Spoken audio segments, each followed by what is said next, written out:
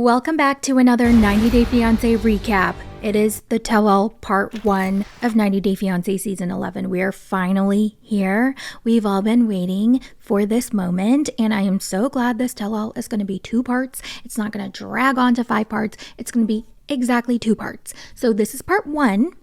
And before we begin, I just want to thank everybody for your patience, to all my 90 Day Fiancé, my TLC recap lovers, because I know my channel has been flooded with Love Island content. I know some of you guys are not into Love Island, and I apologize. You guys probably feel like I'm lacking in the 90 Day TLC content, but it's only because Love Island airs 6 days a week. That's almost every single day. And so I try to get a recap out within 24 hours so I can get it out before the next episode airs. So that is why you're seeing so much Love Island content, because it airs every single day. We only have about 2, maybe 3 weeks left of Love Island. So after that, there's like a long break. I don't think we're getting another season for a year at least. But I'm really happy that I've turned some of you onto Love Island, because Love Island is my Super Bowl. I think people in Love Island, we are in Love Island. This is a whole ass community. We are involved, we are voting, we are passionate, and it's just so much fun. So I just wanted to let my OG 90 Day people know that I haven't forgotten about you, and I wanted to thank you for your patience, and I'm sorry for flooding your feeds with Love Island content. It's only going to go on for like 2 or 3 more weeks. So with that said, let's get into the tell-all part 1. So everyone starts arriving to the studio. We see Shekinah and Sarper arriving separately. She's like, we're not in a good place right now. And then Sarper arrives shortly after, and he says, Shekinah, is she here already? I don't know. Whatever. Yikes. What do you guys think about their relationship? I think they absolutely do love each other. I think they're good together. But I do think that they probably get into a lot of fights, because he does have a temper. And a part of me thinks that she kind of leans into their arguments a little bit more for the show. Now, let's get into the fashion and the tell-all looks. Greg. He could have done a lot better. He could have at least tucked in his shirt. Can you notice these, or? Yeah. Is it possible not to notice, brother? I mean, can't take it off here. Listen, I'm not going to judge too harshly, because I too am a very sweaty person. And if I were there, I know for sure, like being anxious, nervous, this is my very first tell-all, I would be sweating so much. So I get it. When I saw him blow dry his armpits, which I am not ashamed to admit that I myself have done before, like in an emergency situation, I remember exactly where I was and when it was. It was in the winter in Boston. It was cold. Okay, I was wearing a winter jacket. My friend and I were at Quincy Market. We were walking. I was super out of shape, very overweight. I was sweating profusely, and it was freezing outside. And I wore this very light gray sweater. And little did my friend know that I was sweating so much underneath my jacket. But I didn't want to complain, you know? And so I just sucked it up and I just went on walking. I slapped a smile on my face. I was pretending I was enjoying my time. And then we were hungry, so we stopped at a restaurant. I took off my jacket, and my friend looks at me and she goes, you need to go to the bathroom. And I knew exactly what she was talking about. So I ran into the bathroom. I look in the mirror and I have sweat stains, really big, noticeable sweat stain, because remember, I'm wearing a light gray sweater. So I had large sweat stains that were very dark underneath my boobs. Okay, it was so embarrassing. I was mortified. And then I had large sweat stains under my armpits. And not only did I have sweat stains all over my sweater, my face was drenched. Okay, my hair looked greasy from all the sweat. Oh, God, it was horrible. I was miserable. I'm surprised that wasn't a sign for me to lose weight. I had to struggle through a lot more for me to finally be like, okay, I need to do something about this. But yeah. Anyway, all that to say, yes, I did use the hand dryer to dry myself, and it did help a lot. Oh my God, I just realized I pulled a Darcy. Anyway, watching Greg dry his armpits out with a blow dryer, like I really felt for him. Cool as a cucumber. So the only fashion criticism I have for him, because I know how uncomfortable he is, like with all that sweating, all I'm going to say is he could have tucked in his shirt. Let's move on to Maddie. Are you taller than me, or? I'm 6'4". No, I'm 6'3". So Oh, seriously? I really don't have any notes for Maddie. I think he looks great. I loved his curly hair. His outfit was fine. I thought his arms looked great in that shirt. I had no idea he was 6'4". I guess I didn't really assume that he was that tall because when he and Stevie are standing next to each other, he doesn't tower over her, so she must be really tall. Sarper. Good to see you, man. Good to see you, man. What was that jacket? Ugh, I hated that color. It was such an ugly color, and that material too. It was a miss for me. I thought it was funny that Greg was fanboying over Sarper. Sarper's my boy. You know, I'm ready to back him. I'll go to war for that mother. Man, seriously. It was very cute, very wholesome. Greg was like, oh my God, I can't believe I'm here. I'm in front of royalty, 90 Day royalty, the celebrities. Like, he was really enjoying all this. Sarper gave Greg and Maddie some tell-all advice because he's a veteran. He's got some experience under his belt. So he teaches them what a compliment sandwich is. Well, it's not actually a sandwich because he basically says, give someone a compliment and then hit them with the truth. So what is it? Like a compliment cupcake? So oh my God, it was so funny when he was like, for example, Greg, you are very cute, but you are sweating too much. A compliment than a insult. Yeah. You are so cute, but you are sweating too much, for example. Can you believe he said that? I laughed out loud. Then Sean and Aaliyah arrive. She looks like a celebrity from afar because she has this really big dramatic hair. She's wearing this long coat and she's wearing sunglasses. And then Sean is just behind her. So it kind of looked like she was a celebrity and he was her assistant. Wow, sunny. And not so sunny. Let's do it. Then we see Jessica and Juan, and he looks so excited to be in New York City, and I don't blame him. I feel like anything is better than Torrington, Wyoming. Wyoming was native to New York. This is very different. There's more buildings in this corner than the whole town. Shekinah and Stevie meet each other backstage. I really liked Shekinah's outfit. I thought her hair was beautiful except for her edges. Maybe the hairstylist wasn't done with her edges because I did notice that afterwards on stage, her edges looked fine. But it was just that moment backstage. But I loved that mint green color on her and the big dramatic sleeves. Oh, that was so fun. And the fabric was just so, what word am I talking? Like whimsical. I loved it. Hi, you look so gorgeous. You look gorgeous. Stevie's dress, it was a little, I didn't like it. And the dress overall, like the design, it kind of looked like a prom dress from the early 2000s. Shekinah reveals that Ameni DM'd her saying, hey girl, I love you. I'm such a big fan, but I just wanted to apologize for all the shit I'm going to say to your face at the tell-all. And Shekinah's like, what the freak does that mean? Ew, she's so fakey fake. She's so calculated. And this is so premeditated. I don't like this. Whoa, like you're planning ahead to be a bitch to me and you haven't even met me felt yet. it. Then we have Ameni and Matt. Ameni arrived with a brand new face, and she got a few new tune-ups on her body. Apparently, after filming Wrapped, she got a BBL, a nose job, a facelift, and she got a bunch of other stuff. She had lipo. I can't remember the rest. And she says it was due to societal pressure, and in that process of getting everything done, she lost herself. To fit into this box that society created, and in the process of doing so, I lost pieces of myself. Matt's outfit, was he supposed to be a magician? I don't know what was up with that scrunchy tie.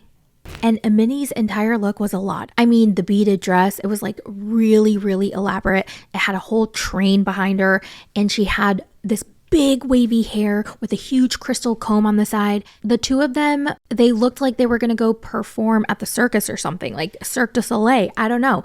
I mean, I love a good dramatic reunion look a la Housewives, but it has to be good. Okay, so Ameni and Matt are in a group. They're saying hello to each other, meeting each other, and then Shekinah joins in, and you could tell that Ameni is just waiting to make eye contact with her so she can say hello, introduce herself, and talk to her. But Shekinah dodges all eye contact. She does not acknowledge Ameni, so Ameni has to acknowledge her first. And she goes, hey, you and Sarper look gorgeous together. So Shekinah's like, oh, thank you. And then she redirects her attention to somebody else. You guys look so beautiful together. Thank you. Oh, hi. I didn't meet you either. I'm so sorry. And you can tell Ameni was like, she was trying to say more. So she waits for Shekinah to make eye contact again, or she waits for the opportunity so that she can continue a conversation with Shekinah. But Shekinah does not give her that opportunity. She talks to other people. And so Ameni tries to make a light joke. And she goes, oh, did they tell you that I was going to wear green too? And Shekinah goes, no. And Ameni tries to crack a joke and she's like, oh shit. Ha ha ha ha ha ha. And Shekinah's like, it's okay. It's not a big deal. Like, it's totally different shades of green. Nice to meet you. Wait, they tell you I'm also wearing green? No. They're different colors of green. It's fine. Yeah, Shekinah did not want to talk to her, period. Everyone walks on stage. It's time to start filming the tell-all. Sean Robinson walks out. She's looking gorge per usual. I loved her makeup. Like, it was a bright, hot pink blush. And the lip color, it looked good. Hey, guys. Hi. Okay. Oh my God, can we talk about Sean and Aaliyah? Because as soon as the tell-all started, the cameras cut to them. Their outfits, their looks. Okay, let's start with Aaliyah. I loved the red on her, but I didn't like the dress. And her hair kind of looked like a mess. And Sean did it. I don't know if they ran out of time, but it looked kind of messy. And then his red and black zebra print shirt. Like, what the heck was that? All right, now we begin the tell-all. We start with a quick check-in on everybody. First is Stevie and Maddie. We learned that Maddie got his green card and he is already working. Congratulations. Okay, Now you are working. Yes. That must feel great for you. Yeah, it is. Next, Sarper and Shekinah. Their marriage is like a roller coaster. It goes up and then it goes down. Roller coaster, up and downs. And we actually didn't even have a honeymoon, so. She also got a facelift. My under eyes were bothering me so much, so I needed a little lift. And she's still waiting for her wedding ring. Oh, and I just still only have a engagement ring, so. Are we really married? Oh my God. Mark and Mina are doing great. Mark has no complaints. Mina is perfect. And they moved to Boston. Ah oui. J'aime beaucoup. Merci, chérie. She loves Boston. You're welcome. I love that for them. Mina loves Boston. And honestly, that is my favorite city right now. If I were to live in any city right now, I would go to Boston. I love it there. Then it's Ameni. She goes through her recent surgeries. She got a nose job, a temporal upper facelift, a BBL, a mini tummy tuck, and lipo. Oh my God. Where did she even get the lipo? She had no lipo to get. Ani was like, it's insane. She did so much in such a short amount of time. It's okay if you make little change, but she make all in the same time. And Ameni's like, you know what? I regret it. I caved into social media pressure. And then Shekinah goes, so you did it for the wrong reasons. And then Ameni goes, okay, then why did you do it? I wanted to change something that I didn't like about myself, but you did it to fit into society standards. And those are two very different things. I kind of got pressure from like social media image. You did it for the wrong reason. I wanted to change certain things that bothered me. I want to know your guys' thoughts. Are those very different things? Because at the end of the day, when we get a little nip here, a little tuck there, isn't it ultimately due to society standards? Like, if you are looking in the mirror, you see the wrinkles, you don't like it, and you want to fix it. Not for anybody but yourself. Because you don't care if your husband likes it, you don't care if your boyfriend likes it, you don't care if society, people like it or not, you are doing it for yourself. But why do we want to do it in the first place? It's because society set those standards. Women should not age. We don't look good in wrinkles. If we have wrinkles, we should fix it. And society set those standards for us. And so ultimately, the way I see it is whether you are doing it for, quote, yourself or not, you are still doing it because you are appeasing society standards. Does that make sense? I wish I could just sit down and write out like a better thought out response to this, but I didn't. So that's what you get. But I hope you guys understand what I'm trying to say. Anyway, Ameni and Shekinah start going at each other, and Ameni says, after the surgeries, I didn't feel like myself. I didn't recognize myself anymore. Wait, why did I say recognize like that? I didn't recognize myself anymore, blah, blah, blah. And Shekinah goes, well, isn't it why you got all those surgeries? To not look the same? And Ameni goes, I never wanted to lose myself. But then what was the point of getting all those surgeries? I don't want to lose who I am and not look like myself. But then what was the point of getting surgery? And they go back and forth. I don't understand what the point of this argument is. They're acting like this is the Olympics of plastic surgery. Who did more surgery? Who did better surgery? Whose reasons were more valid for getting surgery? Who cares? This argument was so stupid and petty. So then Shekinah reveals to everybody that Ameni DM'd her before the tell-all to apologize about what she was going to say to her. She sent me a message and said, I do really like you, but I'm sorry in advance for the things I'm going to say about you at the tell-all. And Shekinah was like, that feels so premeditated and so calculated, and that's really not what I'm about. Like, I'm very authentic and I react in the moment and blah, blah, blah, blah, blah. Says a lot about your character. Oh my God. And Ameni says, I did that because I'm a girl's girl. I was just giving you a heads up to let you know rather than ambushing you like what you're doing to me now. And Shekinah goes, you are not a girl's girl. And Ameni goes, oh my gosh, she is so thirsty for screen time. Of course you had to come here and create drama about it. Say that I'm calculated. Calculated is the perfect word for you. You. Oh my God, who cares? Who cares? Why are they arguing? Who cares? Oh, okay, this is what I think. I think Ameni reached out to Shekinah thinking, oh my God, we have so much in common. We're about the same age. We love plastic surgery. We can be friends. And maybe we can start a little like argument, a little drama for the ratings to go up and for us to get more clout and more attention on us. And I think Ameni thought that Shekinah was going to be down. She was going to be game. She was going to want to get in on this. And Shekinah was like, no. By the way, Ameni is not a girl's girl. Absolutely not. I can't believe I'm agreeing with Shekinah, but yeah, I have to agree with her. Ameni is not a girl's girl. She pretends to be, but she's not. And that is what my problem with Ameni is. She pretends to be a lot of things that she's not. And it bothers me. She's really, really phony. Next is Sean and Aaliyah, and they say their life has been pretty good since their wedding, although they don't have a schmeck's life. We're not really having sex anymore. What? Yes. Damn. Jessica and Juan. Unfortunately, she has not learned Spanish yet, but she can read it. I feel like I can read okay. I can navigate a restaurant fairly well. Okay, that's great. I think anyone who can read English can also read Spanish. The more important question is, can you understand what you're reading? Do you comprehende? Shekinah's like, who cares if Jessica can't speak Spanish? Juan can speak English. Why does it matter? He speaks English.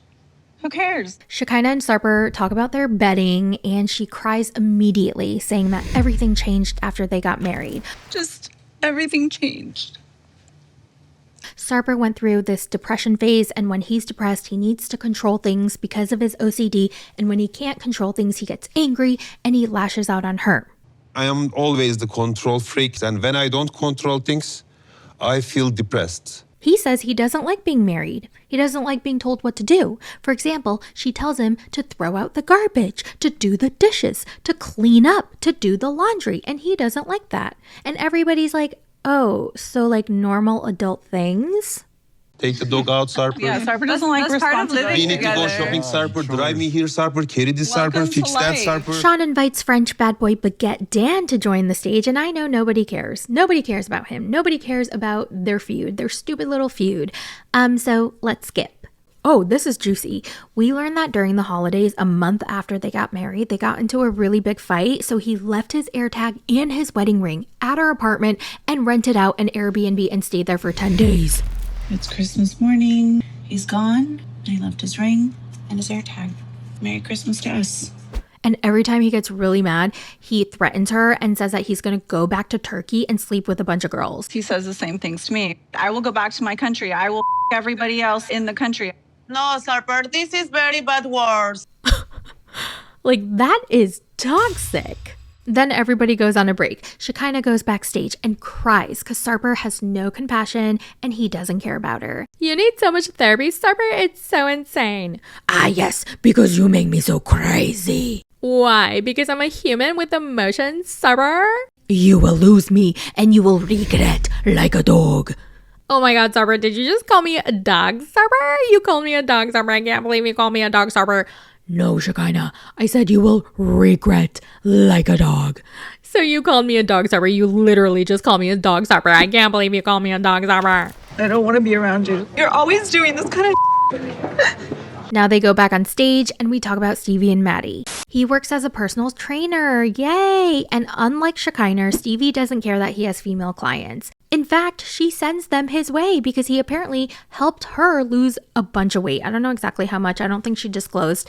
But when they first met, she was way over 200 pounds and he pretty much made a fitness plan for her and helped her lose a lot of weight. And then they showed a picture of her before picture. And honestly, I didn't think she looked that big. I was like, oh, she looks normal to me. When Maddie first met me, I was much larger. I wanted to just like make her a better version of herself, and we are still working on it. Veronica joins the stage because she connected to Stevie and Maddie's story. You want to know why? Because she's also dating a Persian man. Salam chetori. Oh, thank you. Wow. And then his frickin' online friend Saeed joins the stage. And he goes, oh yeah, Maddie looks happy, I guess, but he could be happier. Obviously, I could see him happier. If you are next to someone who give you support. How do I not support him? Okay. Then Veronica jumps in to defend Stevie, and Saeed keeps saying that Stevie hasn't done anything for him. She hasn't sacrificed anything for him, that she could do more, she could do better, blah, blah, blah, blah, blah. I mean, it's so ridiculous. I don't know if Saeed has a crush on Maddie. Maybe he wants to be with him? Because I don't understand his motive for doing all this. Unless TLC offered him the fattest paycheck of his life. Like, I don't know why he's so involved in their marriage. This is what I'm thinking. And I've told Mahdi you can come in the first few months. He can stay with me until she can... Now it's time for the bisexual conversation again. Stevie, are you bisexual? It doesn't matter. I don't want a label. Okay, then, have you ever kissed a girl? I'm not gonna answer that. Not this again. This question is not about my sexuality. It's about if I've ever kissed someone, and I don't kiss and tell, so. Listen, I think Maddie absolutely deserves to know the answer to these questions, but I do think it was unnecessary to bring it up at the tell-all and to ask her to air out her sexual preferences. She didn't want to answer it. So whatever, I think that's her business. That's her choice as to whether or not she wants to talk about it on stage in front of a bunch of strangers in front of cameras. So I just thought it was annoying that everybody kept demanding an answer from her. I feel like that's a private matter between her and her husband. Like, in my personal opinion, in my professional potato opinion, yes, I do think she needs to answer that question to Maddie. But in terms of the tell-all and the audience, like, we don't need to know that. Then Sean goes around and asks every single woman on stage if they've ever kissed another woman. Shekinah says yes, Joan no, Mina no, Jessica yes. And you want to know who? Megan! I've kissed Megan, yeah. I'm not surprised. Yes, it's mother effing Megan. I told y'all they were scissor sisters. Now it's Greg and Joan's turn. They're still living with his mom in her house, and Joan is not happy. She's still waiting for them to get the fork out. It's stressing. You have no privacy, sometimes intimacy. So it always affects us, me and him. Then Sean invites my sleep paralysis demon on stage, Big Ed. It's Big Ed.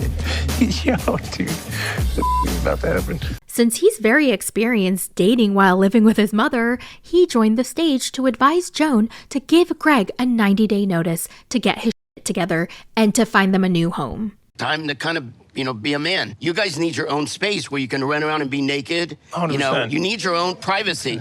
I don't know why they keep bringing Big Ed out. Like, we don't want him, okay? Nobody wants him, okay? Like, please, 90 Day Fiancé, keep him behind the stage. Keep him behind the camera. We don't want to see him. It was so funny to me when Greg's mom, Lucille, walked out and saw Big Ed and she was starstruck. She was like, oh my God, Big Ed.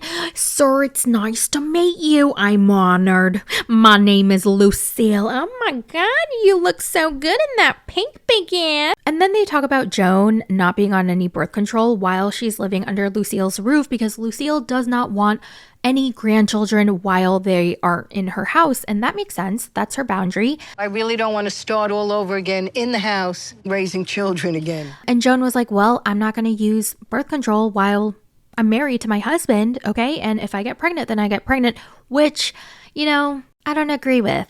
Why should we? We're married. Yeah. I think if you're under Lucille's house, you have to listen to her rules. You should respect her rules. I've said this before. But yeah, Joan's like, no, I'm not going to use any birth control. And if we get pregnant, we get pregnant. And then Shekinah jumps in and she's like, oh my God, that's so rude and disrespectful. You're at our house. And then they argue about this, Joan and Shekinah. And I can tell that Greg is so concerned because he can tell that Joan is getting heated and she's getting flustered. And so you can see him just constantly rubbing her leg. I say, don't you? And I thought that was really sweet. Greg truly loves Joan. And then Sean asks him if it's ever a possibility that he moves to Uganda. And he says, yeah, that's always a possibility. Are you still considering moving to Uganda at some point in the future? Absolutely. And then they're like, Lucille, what about you? Aren't you going to miss your son? And Lucille's like, oh, it's fine. You know, I don't think I'm going to go there. She's also not going to visit because it's a long trip. The travel is too much. The hours to get there is like, forget about it. And also, she wants to find a special someone. Maybe I could find somebody. Producers. You should get her on the single life. That would be really fun. We learn Big Ed is single, and Lucille goes, oh, yeah, you are now. I'm single. Single. You guys, it's so... I did not expect that. God. She's got jokes. So their segment ends. Everybody says goodbye to Lucille and Ed. And then they walk out hand in hand. And they even pat each other's asses. Now onto the throuple. They're still together. I guess they stopped talking for a week and then they got back together. We never broke up. You never broke up? How long were you not talking? We took like For a a week. And we learn about their schmeck's life because, I don't know, apparently Sean thinks we care. But basically, they either have schmecks all together or it's just Ani and Matt. Ameni and Ani have not had schmecks together. And that leads Ameni to believe that maybe Ani just prefers men sexually. Me and her still haven't had sex, just me and her. It's only been the three of us or just her and him. Wait, what? And then we end this episode with a talk of her plastic surgery again. According to Ameni, Matt and Ani told her that she was way too skinny and she didn't have any curves anymore. Like, where was everything? They missed the curves. And Matt's like, oh, no, that's not what we said. That's how she perceived it. We were concerned for her health because she was getting so thin. We were concerned about her because she was not healthy anymore. So basically, it kind of sounded like Matt and Ani were like, hey, Ameni, are you okay? You're getting so thin. Like, look at you. You're so frail. And Ani took that as, oh my God, am I ugly? Do you want me to get curves? Oh my God, I should get surgery so that they can love me more. And then she got a bunch of surgeries and that's what happened. And then she regretted it. They didn't say go get a surgery. They said like I didn't look attractive as I used to. And That never got mentioned. you both said that I lost my ass. I busted out laughing when Ameni got that one last dig in on Shekinah. And I laughed not because she made fun of her. I laughed because I wasn't expecting it. It was so unexpected. So Ameni starts off by saying, I don't condone plastic surgery because at the end of the day, it didn't make me happy. And the journey never ends because once you start, you never end. You'll find one thing after another, and you'll just constantly want to get surgery. And you'll end up having 3 facelifts and 3 nose jobs like Shekinah over there. And I was like, oh my God, damn. Facelifts and 3 nose jobs or whatever. Like Shekinah, I mean, she's done multiple surgeries. Oh my God. I was not expecting that. Oh, but we get some other tea. Shekinah asked Ameni in the DMs if Ani was trans. She asked if Ani was trans and told me not to tell Ani, but of course I told her, you're not trustworthy. What kind of question is that? And why would she ask that? Like, what was the point of that question? And Shekinah knows that it was fucked up because then she starts getting defensive. She's like, I think trans people are beautiful. Like, I think they're like, what's wrong? Well, maybe you're against trans people. Like, I love trans people. I'm like, Shekinah, you know that was a fucked up question. Like, what? And so Ani's like, whoa, you're going to talk about my looks? Look at you. You're the one who looks like a man after all those surgeries. And you make new surgery for changing your face? You are the trans. Come on, girl. That's insane for me. Oh my God. This is getting ugly. Like this argument over your looks, your surgeries. You look like a man. No, you look like a man. And they're doing this all in front of Aaliyah. And I thought that was so rude and so disrespectful. Like, what? Next week is part 2, and I believe it's the final part, and we're done with season 11 of 90 Day Fiancé. Well, that's it for this video. Thank you guys so much for hanging out with me. If you don't watch Love Island, then I will catch you in my Hunt for Love recap. Bye. It's a recap. It's a